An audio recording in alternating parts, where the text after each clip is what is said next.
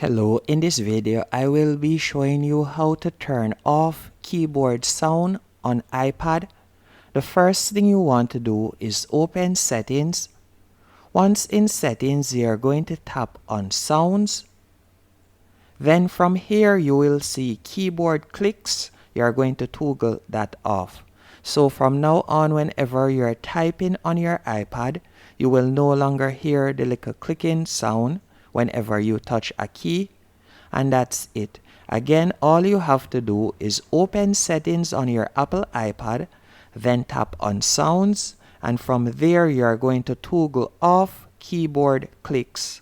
Hope you found this video helpful and informative. If you did, be sure to hit the like button and subscribe.